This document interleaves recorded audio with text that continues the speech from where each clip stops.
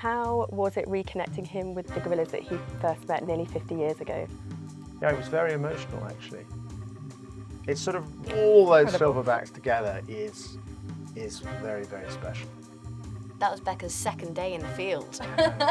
It was unbelievable. She should have come more often. I'm a lucky charm. You just go, wow. When Abuzu was established, he was the boss. Some of the females started flirting with him. It was ridiculous. You know, they walked past him with a big leaf saying, hello, big boy, hello, big boy. And they were doing that quite a bit. What is the one image or moment from the film that's going to stay with you forever? I think just Abuzu stepping out and surveying his kingdom. I remember standing next to Ben as he filmed it and just thinking like, you know. Hello and welcome. I'm Becca Coombs. I'm the line producer on A Gorilla Story, and we're going beyond the lens. I'm joined today by the film's producer, Alastair Fothergill, and assistant producer, Amy Thompson, and we're going to be talking about the story, how it was all filmed, and how all the processes that bring this project to life.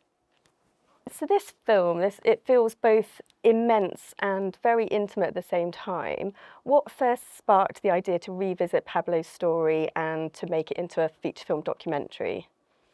Obviously, the sequence in Life on Earth when David met the gorillas is probably the most famous sequence in wildlife filmmaking. It was filmed in 1978, and on David's feet then was a little 3-year-old Pablo, and he grew up to be one of the most successful silverback gorillas ever in the mountains there in Rwanda. And that story had never been properly told, and we thought there was a real opportunity to tell that story. And it's a story that coincides with one of the most successful conservation stories in modern times. So those two stories were wonderful to tell together. But the other thing is, nobody had really had an opportunity to film those gorillas. Nobody had had a lot of time in the field to try and capture the modern Pablo group, his direct descendants. And it was that again that, you know, those three factors made us think there was a wonderful film to be made. And Alastair, you're someone that's worked with Sir David Attenborough for over 35 years now. How was it reconnecting him with the gorillas that he first met nearly 50 years ago? It was very special, actually. I mean, when we were thinking up the idea, I went to and have lunch with David, and we had a lovely lunch. And I mentioned to him we were thinking of doing this film, and he went up to his study and brought down the diary that he had written while he was filming in 1978, and he started reading the diary. And I thought this was going to last 5 minutes. An hour later, he was still reading the diary, and it was magic. And I said, David, I need to film this. We've got to film this. And that was the beginning. And actually, that at the beginning, that was the only thing he was going to commit to doing for the film.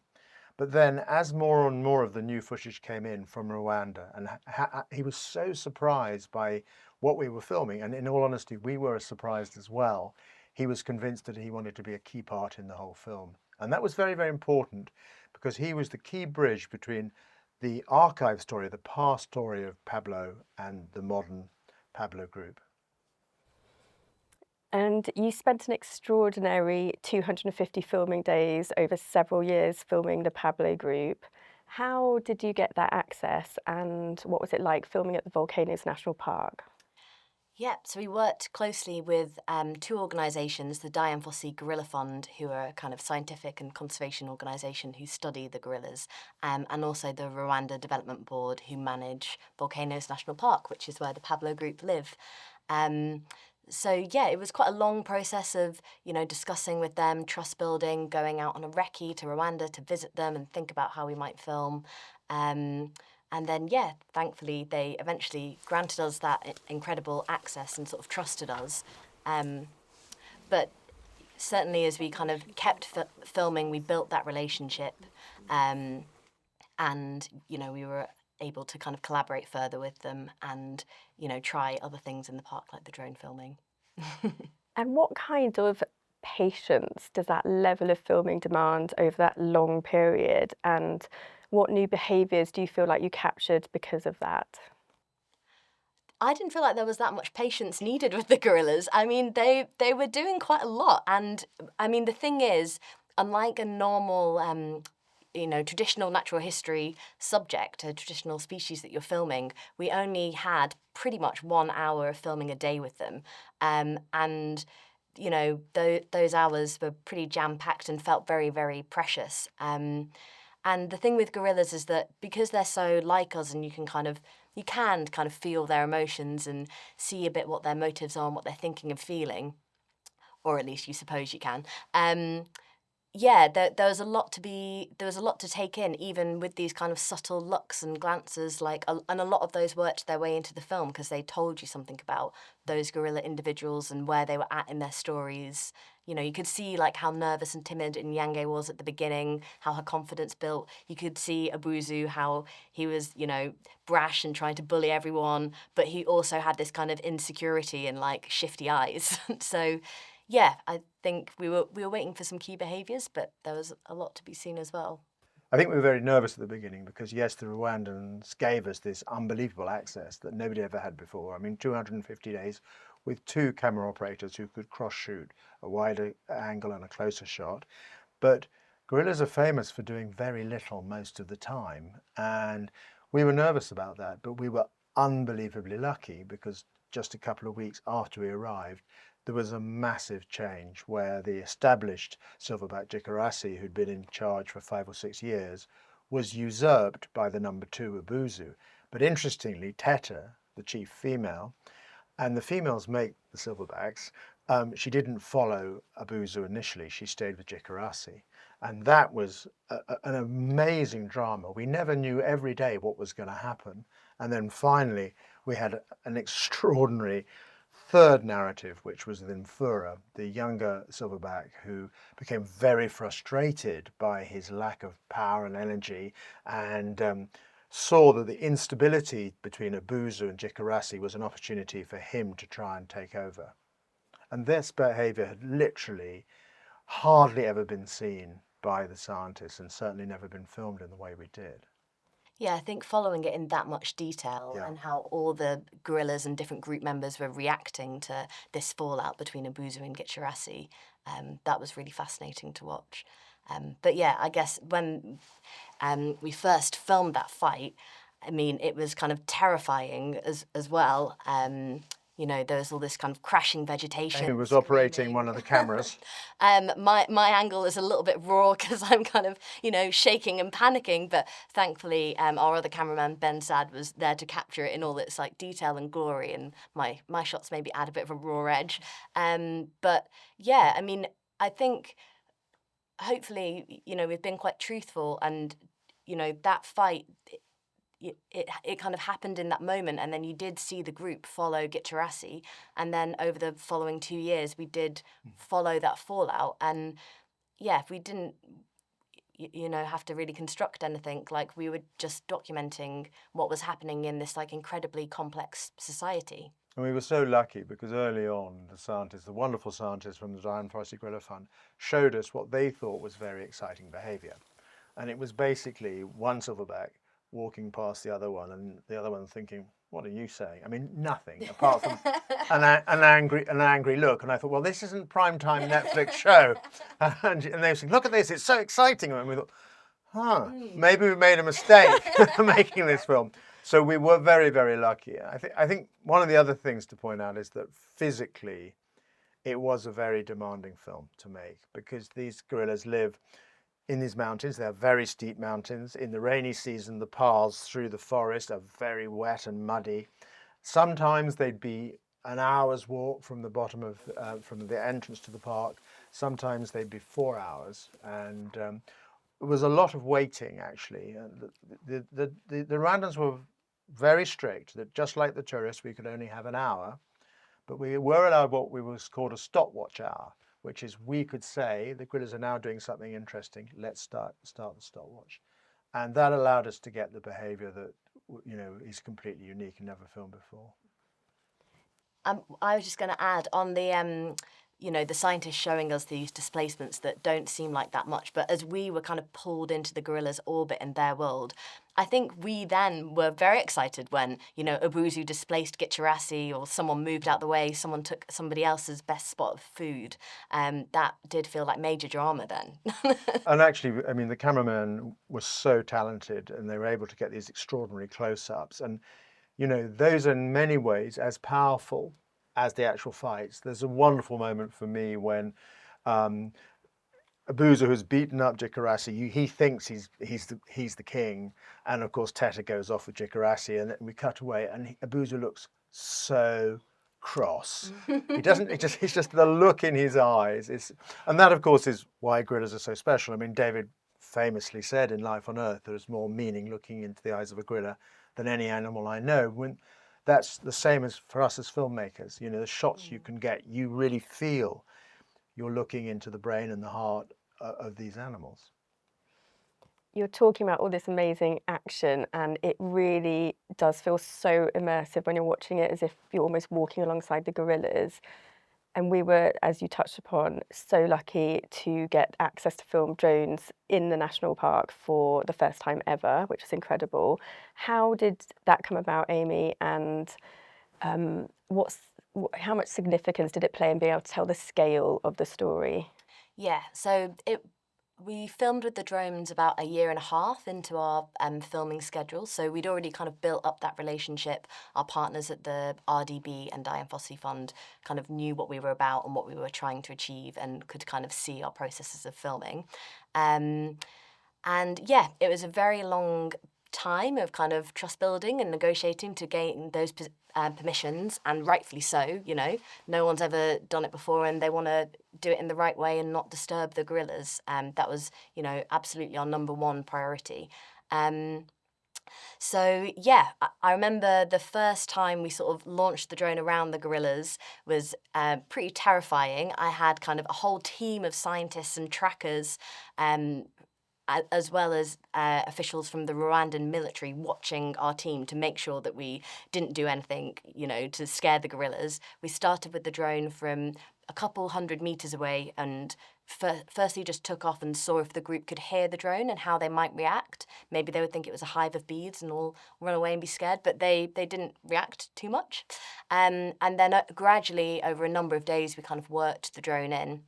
And basically, once the Silverback kind of saw and accepted the drone, the rest of the group relaxed, because they knew their leader's okay with this. You know, it's a bit unusual, but it's okay. And hopefully the proof is in the pudding that we captured natural behaviour of the gorillas, you know, playing and feeding and frolicking around. And that was our objective, really. We wanted to capture them showing their natural behaviour, but in the context of these magnificent mountains where they live. I mean, yeah, the scale of them is just massive. Even as you're walking through it, you know, it's hard for you to get a sense of it. So I think all of us, you know, the camera team, and as well as all the porters and the scientists, we all enjoyed watching back the drone rushes and kind of piecing together where we were. It also allowed us to have a sense of the geography of where the gorillas sit, and that's very, very important. You know, a way a silverback threatens another silverback is to go and sit close to him, and the females that gather around a silverback are offering their support to him. And the other thing that the park warden, the amazing park warden Prosper, allowed us to do through Amy's very careful diplomacy was to camp in the park for the very first time. And that's very, very significant, because a normal day, you can't start climbing the mountain until dawn. So if it takes you 4 hours to get to the gorillas, by the time you get there, the light is warm, it's not nice light. And by camping, we could be there, and such at dawn, we were with the gorillas. And there's a beautiful sequence in the film with that wonderful dawn light. And I love the baby not wanting to get out of bed. He goes, "Oh, come on, Mum, I don't want to get out of bed." And that mood and the light, and the very fact that they were at the very, very top of the mountain then, because we filmed in the dry season when they tend to be very, very high. And again, that's when we got that amazing shot of Abuzu going and looking out over his kingdom.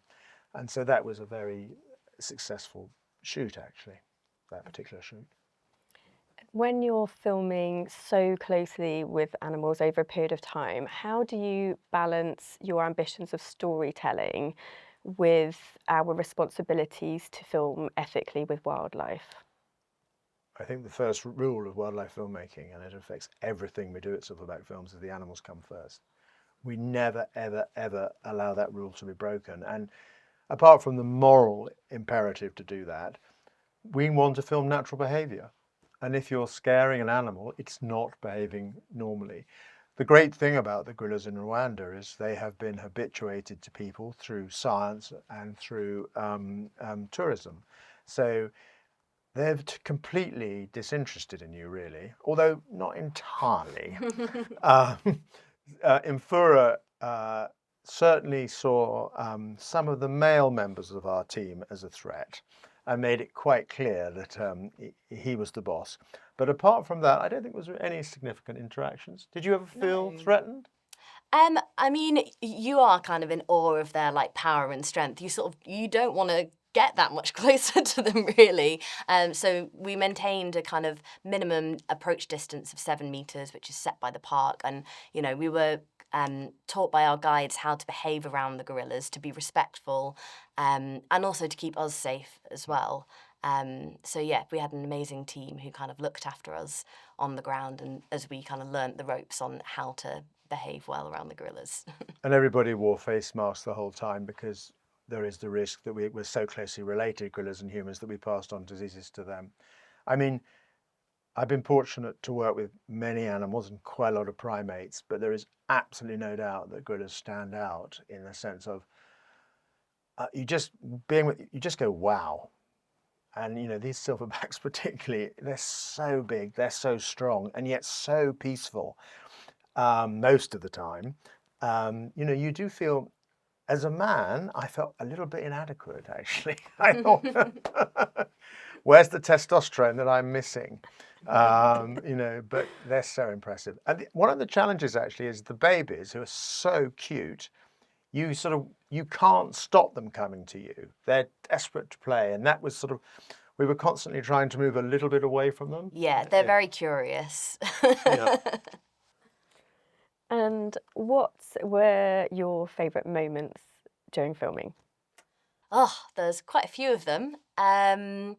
Yeah, I think for me, probably, Ubi was just such a lovely character, a little bundle of joy. He was so happy and content, just sort of rolling around his little jungle home and playing with the other gorillas. So yeah, there was lots of moments with him that just felt really, really special.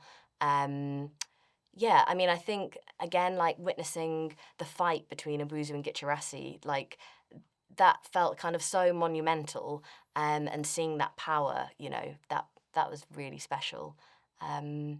Yeah, what about you, Alistair? I think being up there at dawn, that was such a massive operation. I think it was 100 porters employed to move our camp, but to wake up and be up there at dawn with the gorillas was very special. The other moment for me, which was extraordinary, was when Infura was driven out of the territory, because that was an amazing misty morning. The mist was blowing and we could just see it happening, and we didn't know quite what was happening. One cameraman ran ahead, one was down with me, but you could see the intent in the main group trying to drive him out. That was a very, very special moment.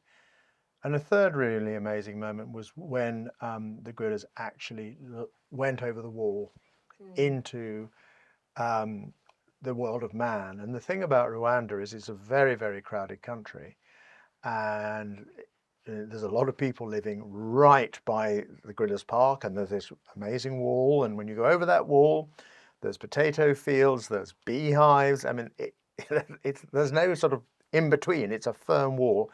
And when one saw them going over there, it was very emotional, actually.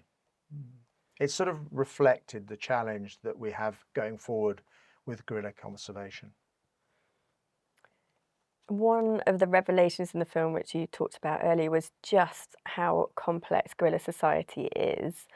Were there any moments during filming where the behaviour genuinely surprised you? I mean, I think the infanticide shocked us all. So, yeah, sometimes male gorillas will kill babies outside their group if they take over, but for it to happen inside the group is incredibly rare. So I think the Dian Fossey Gorilla Fund, in their 50, 60 years of study, have only ever seen it once before within the group. And it's kind of such a betrayal for a gorilla. He's grown up amongst that family, and for him to kill that baby, yeah, it was really, really tough. And I think, yeah, that's definitely one of the most kind of poignant, heartbreaking and dark moments. In Yange, her vulnerability and seeing her like holding her baby's foot, yeah, I mean, it's pretty heartbreaking, and seeing her processing what's happening. And actually, for a few days, well, a few weeks after that incident had happened, we mentioned there was 2 new babies in the group at that time. She was following around the other female who had her baby and trying to, I guess, kind of process like what was going on and looking over kind of longingly. And yeah, it was just absolutely heartbreaking. But, you know, over the time that we filmed towards the end, it did really feel like she'd sort of settled and found her place in the group. And what was really special was that, you know, you did see in that moment after she lost her baby, the other females, including Teta, they do rally around her, and she's gone from being this kind of outsider to being supported. So, yeah, I mean, yeah, that was shocking. It was very, very moving, and particularly the way the other females seemed to gather around her. And, you know, we don't know that gorillas are conscious. You know, we can't prove it, but it's that sort of behaviour that makes you think they absolutely are. And the other, of course, the reason that the females judge a silverback is whether he can defend them from other rivals. And so Abuzu had failed. He'd failed the group, and there's an amazing shot when Inyangi is on her own and he's there with her, and he looks as if he's screwed up, basically, and she then puts both her hands like this. And we held that shot in the edit for a very long time because it just felt so powerful. And that was very, very extraordinary and very, very moving, actually.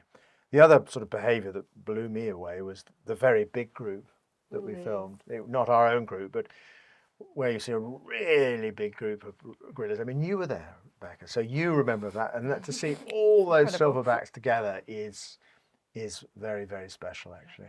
That was Becca's second day in the field. It was unbelievable. She should have come more often. I know, I'm a lucky charm. Yeah.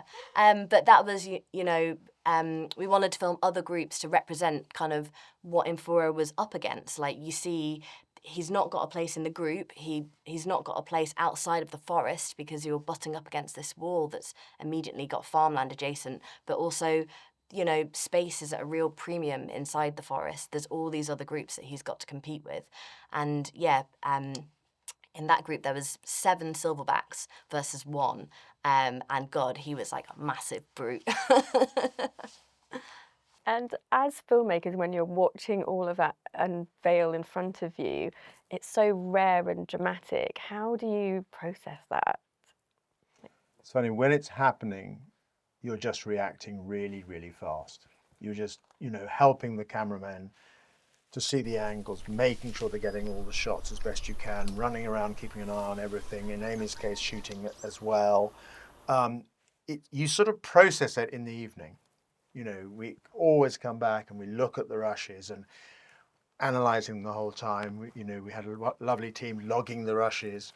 And I think constantly the scripts, I mean, we write scripts for these films. They're almost like Hollywood scripts, but of course the animals never read the scripts. So the challenge is to constantly bear that in mind and constantly think of where your priorities are. To be honest, we weren't able to make any clear priorities other than saying we need to go in the dry season, we need to go in the wet season. We just filmed the behaviour that happened, and we were unbelievably lucky that, as Amy said earlier, the narrative played out in front of our cameras. Yeah. And I guess as the filming kind of went on, as we had a couple of stories develop, we kind of started to figure out, piece together who our kind of key gorilla characters might be. So every day we'd kind of do our long hike, get to the group with the help of a massive team of porters and our guides, and then the guide would often go around with Alastair or I or James or Callum, one of the editorial team, and we'd look at, you know, who is sitting next to who's interacting with who, and then we could kind of position and figure out who we were going to focus on for that day. Because you don't see most of the gorillas the whole time. Most of them are hidden behind the vegetation. And as Amy said, pretty soon we said, we've got 3 silverback stars, Abuzu, Jikarasi and Mfura.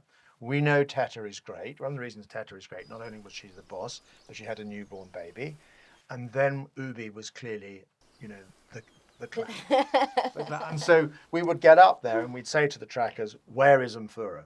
You know, and Mfura may not be with the rest of the group often. So we might send one, we only had 2 cameramen, so we had to decide every minute really where those two cameramen would be.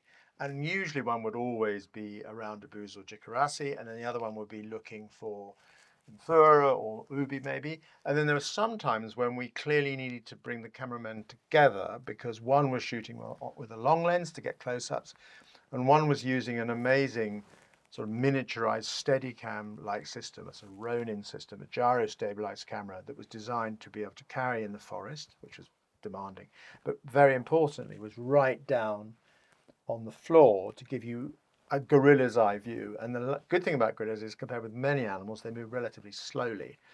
So the operator was literally able to move in the footsteps of the gorilla. And I think that is one of the reasons, and everybody said this about the film, it's very immersive. I was just going to add that once we would kind of pick out our characters, it was often a bit of a short straw if you had to go and film him for that day, because he was quite scary.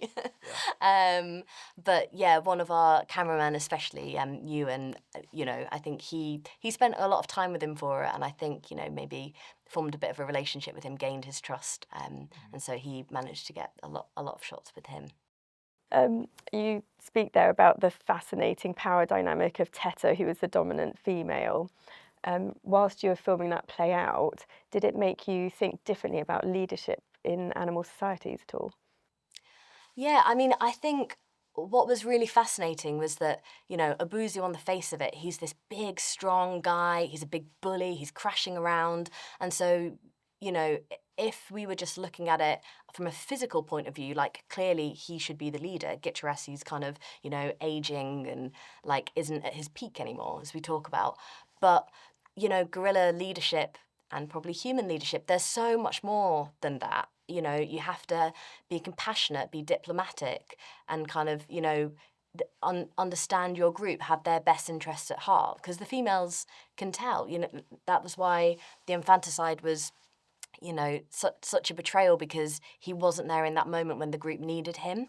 So yeah, I think you see that it's kind of multifaceted, and a good leader has many qualities. I mean, the other fascinating thing, of course, is there is no more macho animal than a mounted gorilla, Silverback, and yet you realize actually that the power lies enormously with the females, and because basically they choose the Silverback, and he can be as macho as he likes, but if the girls don't like him, he has no power, and that's very interesting. Yeah, because there was quite a period where Abuzu was just kind of charging around, and I think we've got a shot of him stealing a lobelia from two females as they're about to munch down on it, and like that's not what they want from their leader. They want like someone who is strong and confident, but like caring as well. And I think what was so lovely as well, yeah, silverbacks are incredibly macho, but the shots where the babies are playing with them, where like Teta's infant is climbing on Abuzu's back, and even Imfura and Ubi's friendship, like, yeah, they're big softies at heart. The other thing that was fun to see, it was when Abuzu was established, he was the boss. Some of the females started flirting with him. It was ridiculous. They kept walking past him with a big leaf saying, "Hello, big boy, hello, big boy." And they were doing that quite a bit, so much so that they distracted him. Off he went, and that's when Imfura came in and did the evil deed. Yeah. And so David's narration in this film feels deeply personal, much more reflective than we're used to hearing. How different was it crafting a film around his memories and diaries? And Alastair, someone who's worked with him for so long, does he still manage to surprise you? I think there's two different things to talk about here. There was a very significant creative challenge in this film about three things. The first thing is we genuinely were very worried about how much wild gorilla footage we would film, modern day gorilla film footage. And the original plan was it was going to be a film that was a third the archive and the Pablo story, a third people who'd been on that journey, scientists, conservationists, filmmakers, and a third the modern day. And what happened was the footage was so strong that we took out entirely the other people apart from David. But then we had a challenge that how do we make the archive flow properly creatively into the whole of the film, so that yes, Pablo's story was amazing, but how did it relate to the modern group? And obviously, the main thing about Pablo was that he was a great diplomat. You know, the deal he did with Cantersby that allowed him to build this wonderful group. Well, that was reflected in, you know, should Abuza be a diplomat? Should Jikarasi be a diplomat? And we were looking for that the whole time. And so we were so delighted when David agreed to do those extra pieces to camera that allowed us to tell that narrative. Um, he, the, it's interesting. I mean, he is the most extraordinary narrator. We all know that. And people think it's easy to do. It's unbelievably difficult to do. We send David the script at least 2 weeks before he records it. And I mean, I know how to write for David now, so he doesn't make many changes. But actually, what's important is he gets it in his head. And you know, we were recording a 1 hour, 15-minute film narration, and we did it in about 2.5 hours. Now, I've worked with many Hollywood actors, famous Hollywood actors, that would spend 2 days doing that. And David's emotional intelligence, the way he knows to deliver is, I mean, it is extraordinary. And does it still surprise me? It surprises me in that, you know, he's nearly 100, and actually he gets better. And okay, he's been doing it a long time, but it is extraordinary. And actually watching the film again in the cinema, I realized that so much of the emotional power of the film is the way David delivers the lines. And Amy, what was it like for you working on a production where David's at the centre? Do you have a standout moment of working with him? Yeah, I mean, it was so special getting to work with him. Obviously, like, his narration is just beautiful and tells a story, but it was so lovely hearing him read from his diaries, and then, you know, these kind of like memories would spring up and he would impersonate the Silverbacks or, you know, do the greeting grunt. And yeah, it was really nice to see him in, you know, that kind of slightly more informal way. We're used to him as, you know, David the polished narrator, but this was like, you know, David the guy who like experienced this with Pablo.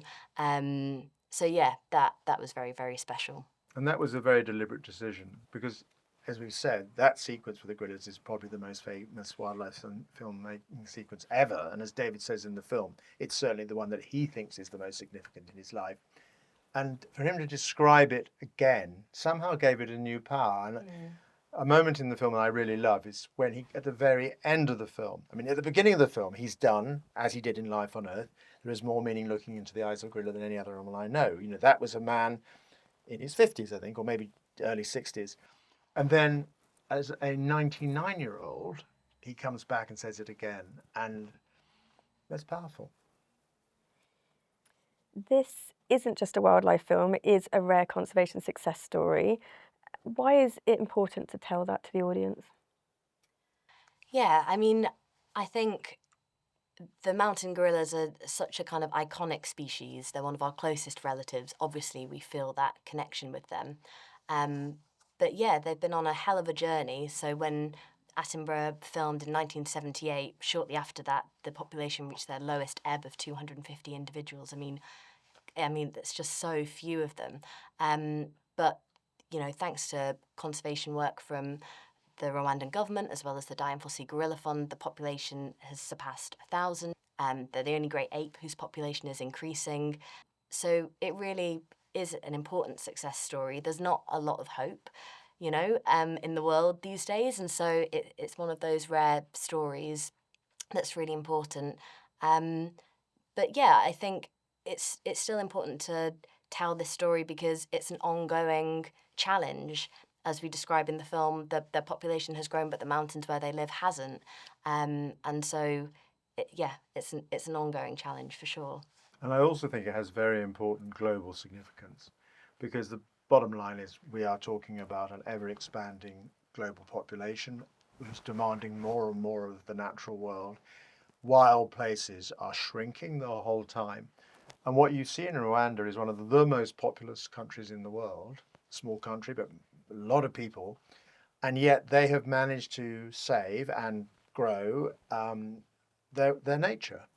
And it's sort of an example of how well-organized ecotourism can bring money to these situations.